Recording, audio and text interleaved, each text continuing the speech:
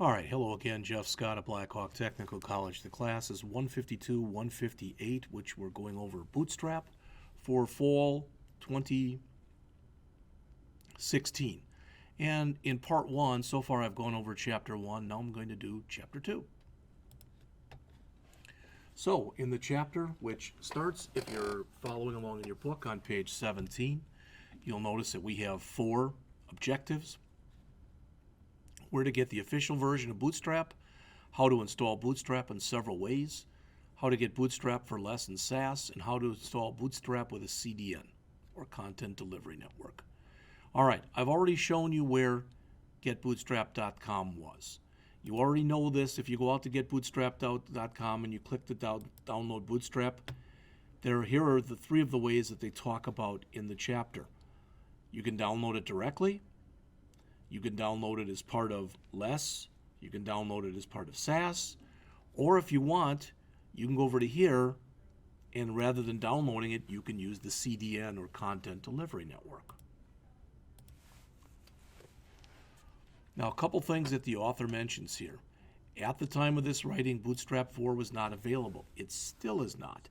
So the point is, all the examples in this book use Bootstrap 3. Even if we go to Bootstrap 4 by fall, we're still going to be using this book.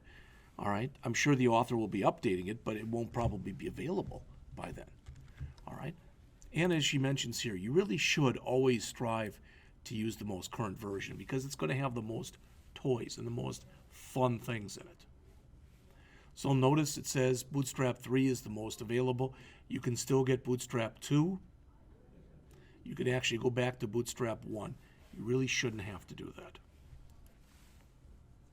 It says if you use any of the JavaScript plugins, which we're going to do in part 4, I think it is, of this book, you'll also need to include jQuery. So we'll talk about that later. These are the files when we went in here, and under the Get Started, if we chose the Download Bootstrap right here, this is the file structure that we get. Technically, if I'm going to use Bootstrap min CSS, Bootstrap theme min CSS, etc., then I don't need the non-minified ones. This file and this file are the same thing. It's just the bottom one is minified. The top one is not. So I really could get rid of this. I could get rid of this. I could get rid of this, etc. But I need all the glyphicon files. And by now, hopefully you do understand what a minified file is. Let's pretend for a second you don't, because this is what we did last semester. So if I go out to jQuery.com, and under jQuery.com, I come here and I say download the compressed version of jQuery 1.12.3. All right, what does that mean? Well, if we look at it, I don't want to run it, I want to open it.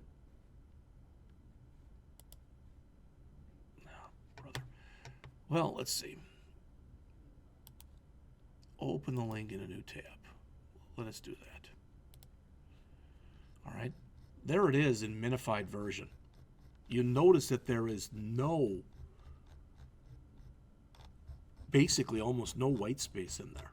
It's actually showing it to you nicer than you typically would see it. All right. But if we look at the uncompressed, it looks a lot nicer. So if I had to go through this file to look for certain things, I would want the non-minified version. But 99 times out of 100, you're going to want to use the minified version in here. Again, I'm not going to go over the source code with LESS. You can read that yourselves if you want to, and we talk about LESS much later on in the book and how you need to use grunt, etc., and SAS. So I'm not going to go over those. This is going to end up being a very short lecture just because I'm skipping those parts of the chapter. Remember, you can also go to the Bootstrap CDN. All right? Let's very quickly talk about why you'd want to use a CDN. Well, you're not including those files, those other files, and even though they're not that big, and I'm trying to find them here. So, for instance, let's say that I use let's just say that so I use the minified. There's Bootstrap Min, Bootstrap Theme Min, etc. Okay, so let's say that I use those. 119K and 23K. That's 142K. All right, so I'm just going to keep adding here. So 142K plus this, and this, etc.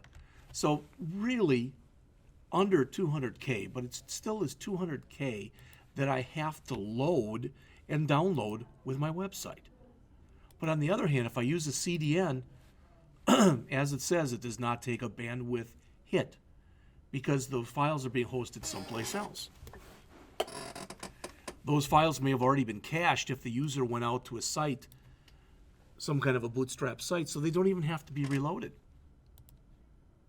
You don't need any command line access. Well, we didn't either, but it can be installed more quickly on any page. Why? Because of what you saw before. It's just all you really need is this and this and this. And I'm not even sure what the integrity is doing there. You probably could do it even and leave the integrity and the cross origin out. But I'd check because if it's there for a reason. The disadvantages to using the CDN, if the internet goes down, your site won't work. You can't pre-configure Bootstrap to include just what you want if you're using a CDN. And if you're using a CDN, it's up to you that if you got a new version to upgrade. All right? But here, this is where they show it. All right, so they don't use all the bells and whistles that we saw earlier. So this was a very fast chapter because we'd already gone over some of it previously. All right? So as it says, we learned about ways you can get and install Bootstrap. Can you install Bootstrap on an ASP.NET website? Not only can you, basically it comes on an ASP.NET website by default. What about WordPress? Can I install Bootstrap in a WordPress theme? Yes, many times you can. All right. As far as the quiz, if you download the precompiled version of Bootstrap, the directory it gets put in is A Bootstrap.